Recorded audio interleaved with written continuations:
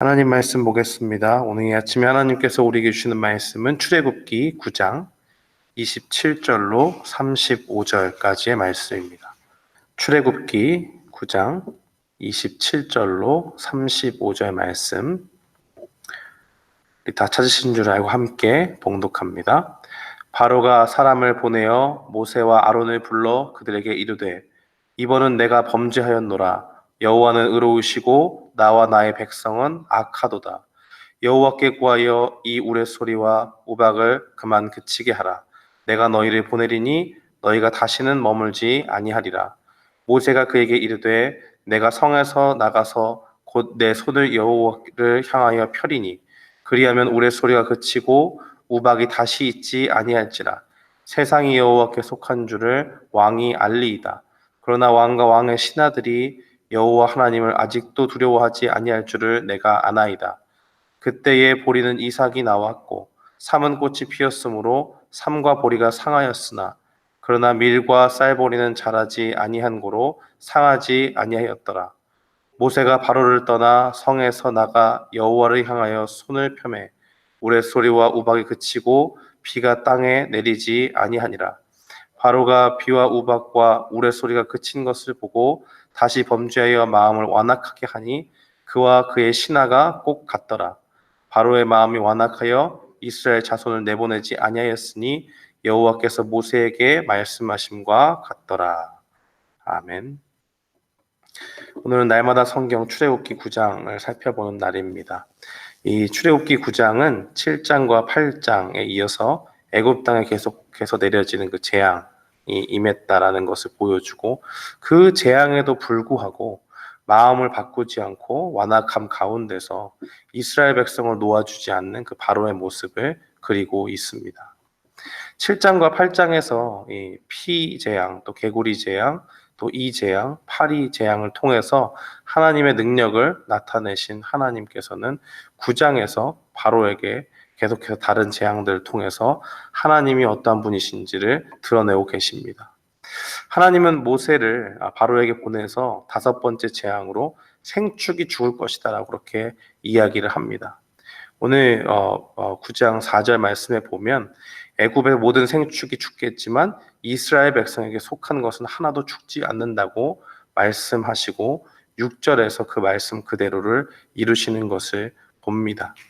이 바로가 7절에 보니까 사람을 보내서 정말 하나님의 말씀대로 되었는지를 확인하는 장면이 있습니다. 근데 그것을 정말 그렇게 된 것을 확인해요. 이 생축이 이스라엘에게 속한 생축들은 하나님이 건들지 않고 애굽에 있는 그 애굽 사람들에게 속한 생축만 다 죽은 것을 확인하지만, 그 가운데서도 하나님이 그 말씀 그대로 이루셨음에도 불구하고 그 마음을 완악하게 하고 이스라엘 백성을 놓아주지 않습니다. 그러자 하나님이 다시 모세와 아론을 이 바로왕에게 보내지요. 8절과 9절 말씀에 보니까 모세와 아론에게 화덕의 그 재를 한 움큼 쥐게 해서 바로 앞에서 이렇게 흩으라고 이야기합니다. 날리게 하라고 하죠. 그리고 그 재가 사람과 짐승에게 붙어서 악성 종기가 될 것이다라고 그렇게 선포하십니다. 10장과 11절의 말씀에 보면 그 말씀대로 그대로 이루어지고, 또 애굽의 요술사들도, 그 술사들 있잖아요. 그 이방신들을 섬기고 처음에 하나님이 이 애굽 땅에 내렸던 그 재앙들을 조금이라도 흉내라도 냈던 그 요술사들도 악성 종기가 나서 모세 앞에 서지 못했다라고 그렇게 증거합니다. 하나님의 능력이 이방신과는 상대할 수 없을 만큼 전능하신 그 하나님의 능력이라는 것을 보여주고 있는 것이죠.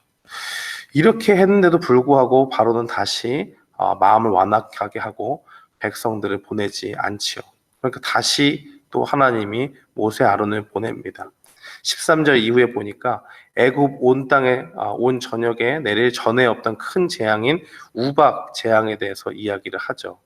14절 말씀에 보니까 이번에는 이 모든 재앙을 바로와 바로의 신하 또 애굽 백성들에게 내릴 것인데, 하나님이 그 전에 마음만 먹으면 돌림병으로도, 그 전에 내렸던 그 재앙으로도 애굽의 모든 백성들을 죽일 수 있었지만은 하나님의 능력을 이 이스라엘 백성뿐만 아니라 온 전역에 애굽이란 이 강대한 나라를 통해서 드러내시기 위해서 이 극심한 우박의 재앙을 내릴 것을 말씀하고 있다는 것입니다. 그러니까 우리가 그렇게 생각할 수 있잖아요. 돌림병이 돌았다. 뭐 종교성을 가지고 그걸 생각하면 야, 그 사람들이 무슨 큰 죄를 져서 돌림병이 돌았나 하는 그런 생각도 할 수 있지만, 뭐 위생상으로도 좋지 않아서 그들이 돌림병이 돌았다 이렇게 할 수 있지만, 이 우박이 내려서 사람이 죽는다고 하는 것은 말씀을 읽어보시면 알겠지만 그때 뭐 굉장한 일들이 있었죠. 사람뿐만 아니고 가축과 모든 것들이 다 죽어 나갈 만큼, 애굽의 역사상 이러한 일이 없을 만큼 아주 강력하고 그런 무서운 그 애굽에 내려진 그 우박의 재앙들을 통해서 애굽에 큰 난리가 났다라는 것을 다른 사람들도 알게 해서 하나님의 위상이 어느 정도인지, 이 땅을 다스리시고 만물을 통치하시는 그 하나님께서 이 가장 강대한 나라 애굽이라고 하는 나라 정도는 아무렇지 않게 멸망시킬 수 있는 그런 능력이 있다라는 것을 하나님은 보이시기 위해서 이 뭐 무슨 병이라든지 이런 것이 아니고 우박의 재앙들을 통해서 그런 것을 알리겠다라고 그렇게 말씀하시죠. 18절 이하의 말씀을 보니까 그 정도가 얼마나 심한지, 역사상 그런 일이 없었다고 하고요.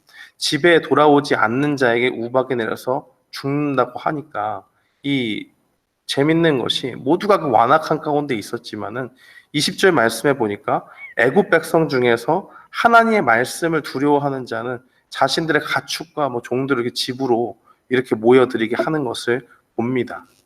그런 자들의 모든 것들은 집안으로 드러났기 때문에 무사하지만은 하나님의 말씀을 멸시하고 그 종들과 생축을 그대로 집 밖에 두었던 그 사람들은 하나님의 말씀대로 이루어진 그 재앙을 통해서 모든 것을 잃게 되는 것을 보게 되죠. 이 우박의 재앙들을 통해서 밀과 쌀, 보리를 제외하고는 밖에 있던 사람이라든지 가축이라든지 채소와 나무들은 모두 이 우박의 재앙에 재해를 입게 됐습니다. 그러나 이스라엘 사람들이 살고 있던 고센 땅에는 우박이 없었다라고 그렇게 이야기를 하죠. 이 모든 재앙들을 통해서 하나님의 능력이 드러나지만 하나님 안에 있는 그 이스라엘 백성에게는 어떠한 은혜가 주어지는지를 하나님께서 이 재앙들을 통해서, 또 고센 땅과 구별하는 것들을 통해서 보여주고 있는 것이죠. 근데 이것이 너무 크니까 이 바로도 덜컥 겁이 났는지 이번에는 조금 우리가 읽은 본문 말씀처럼 반응이 다르죠. 내가 이번에는 범죄했으니까 우박의 재앙을 걷어달라. 너희가 더 이상 여기 머무는 일이 없을 것이다. 우리가 그 전에 살펴봤지만 그 전에도 막 타협을 하려고 하잖아요. 거기 나가서 이렇게 하나님 섬기지 말고 여기서 있으면서 할 수 있지 않느냐. 타협했는데 이제는 그런 타협 정도가 아니고, 이 재앙을 걷어주기만 한다면 너희가 여기 더 이상 머물지 않는다. 너희가 섬기는 하나님 말대로 해라. 당장 보내주겠다라고 그렇게 이야기합니다. 이 바로의 말을 들어주면서 모세가 이제 왕이 세상이 여호와께 속한 줄을 알 것입니다 라고 말하지만은 34절 말씀해 보니까 그와 그 신하가 다시 예전으로 돌아가서 우박이 그친 것을 보고 이전과 같이 범죄해서 마음을 완악하게 먹고 이스라엘 백성을 놓아주지 않았다 하고 하는 것이 바로 오늘 살펴본 우리가 출애굽기 9장의 내용입니다. 오늘 본문은 우리에게 이 불신앙의 결과가 얼마나 무서운지를 그렇게 증거하고 있습니다. 바로는 그 앞에서 어떤 일들이 벌어져도 그 마음을 바꾸지 않지요. 심지어 7절에 진짜 하나님의 말씀대로 생축이 죽어나갈 때 진짜 우리가 갖고 있는 생축만 죽었나 확인해 보라고 사람까지 보냈는데 그 확인하고도 절대 믿지 않아요.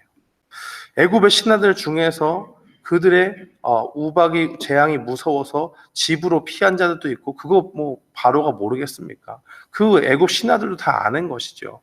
근데 그러한 일들을 보는 것에도 불구하고, 봤음에도 불구하고 그 마음을 바꾸지 않는 것을 보는 것이죠. 사람들은 마치 자신들이 하나님을 보고 경험하면 그들이 마음이 당연히 하나님께로 갈 것이라고 그렇게 이야기합니다. 하나님 없다고 하는 사람들이 그렇잖아요. 내 눈에 보면은 당연히 믿지. 보이지도 않는데 하나님 어떻게 믿냐. 그런데요, 사람은 그렇게 그 마음이 그렇게 선한 존재가 아닙니다. 지금 보세요. 바로가 지금 한 번 본 것이 아니고요. 수차례 하나님의 경고를 듣고 하나님이 이렇게 하실 것이다. 하나님이 얼마나 세밀히 인도하시냐면요. 내일 이런 일이 있다. 본문에 제가 읽지 않았지만 본문 살펴보면 언제 이런 일이 일어날지도 계속해서 찝어주고 계세요. 그런 일들을 볼 때 하나님께 정말 세밀하게 말씀하시고 그 말씀이 그대로 이루어지는 것을 보게 된다면 그 무신론자들이 하는 말대로는 바로가 당연히 하나님 믿었어야 되는데 그렇지 않은 것을 보게 됩니다. 이 성경 말씀은 우리에게 무엇을 얘기해 주냐면 인간의 마음이 그렇다는 거예요. 그만큼 악한 존재이기 때문에 그 하나님이 실제로 하시는 일들을 봐도 그들 가운데 그 마음이 당연히 하나님께로 돌아가는 그런 선한 존재가 아니라는 것을 보게 됩니다. 그들 눈앞에 재물과 가축이 죽어나가는 그 재앙을 통해서 자기가 가지고 있는 모든 것이 사라져가도 그들은 그 하나님의 마음을 품지 않고 그 마음이 죄 가운데 여전히 있으면 마음이 절대로 바뀌지 않는 것을 보게 됩니다. 이것이 바로 사람의 죄성인 것이죠. 사람은 연약하여서 하나님이 내 앞에 당장 뭘 하면 그것을 믿고 굳건히 영원히 쫓아갈 것 같지만 그렇지 않은 존재라는 것을 보여주는 것입니다. 이렇게 인간은 간사한 마음을 품고 자신들이 조금 살만하면 우박이 당장 내릴 때는 이걸 좀 없애주시면 내가 하나님 믿겠습니다. 하지만 이것이 당장 사라지고 난 다음에는 다시 하나님을 거역하려고 하는 그 마음이 있고 자신이 힘들고 아쉽 때는 다시 하나님의 은혜를 찾는 그런 연약한 존재라는 것을 우리는 깨달을 필요가 있습니다. 그러면서 우리가 오늘 본문의 말씀을 통해서 분명히 깨달아야 되는 것은 두 가지가 있겠습니다. 첫 번째는 우리의 모습을 돌아보면서 내가 정말 말씀에 순종하고 있는지 살펴봐야 됩니다. 우리의 모습은 어떻게 살고 있는가? 바로와 신하들처럼 하나님의 말씀이 분명히 임했는데도 불구하고 그 말씀을 듣지 않고 그것에 순종하지 않죠. 이렇게 이루어질 것인데 그것을 믿지 않고 그것이 그대로 이루어진 것을 보고도 지금 당장 나의 욕심과 나의 감정 때문에 그것을 놓지 못하는 그런 것이 있는 것입니다. 우리 마음 가운데도 하나님이 말씀하실 때 그 말씀을 순종하지 못하는 무언가가 있다면 빨리 내려놓고 주님 앞에 순종해야 되는 그런 믿음이 필요합니다. 바로 이 불순종의 결과로 이 바로는 자신이 파면할 뿐만 아니라 애굽 전체에 재앙이 임하도록 놔두는 것을 보게 되고 있는 것이죠. 우리도 하나님의 말씀에 불순종할 때 하나님이 내리시는 재앙을 피할 길이 없다는 것을 분명히 기억해야 됩니다. 그러므로 우리가 불신앙 가운데 그 범죄한 가운데 있다면 우리의 마음을 돌이켜서 주님의 말씀에 순종하며 살아가는 우리 모두가 되어야 될 줄 믿습니다. 둘째는 우리가 날마다 죄를 깨닫는 은혜를 주시기를 위해서 기도해야 됩니다. 바로와 그 신하들은 자신들이 지금 불순종의 범죄를 지으면서도 그것에 무엇을 하는지 깨닫지 못한 채 하나님을 거역하는 삶을 살아가고 있습니다. 그러나 신자는 우리가 죄인이라고 날마다 고백을 하잖아요. 바로 하나님이 은혜를 주셔서 말씀을 통해서 하나님과 교제함을 통해서 우리 가운데 죄를 보게 하고 그 눈을 열어서 주님 앞에 회개하도록 하는 그 은혜를 주시고 계시기 때문입니다. 우리가 이 마음을 품어야겠습니다. 이 회개의 마음이 날마다 우리에게 생겨서 우리의 영혼이 죄에 물들지 않고 주님의 뜻에 순종하며 살 수 있는 그 신자가 되도록 날마다 기도하며 나아가는 우리가 되기를 바랍니다.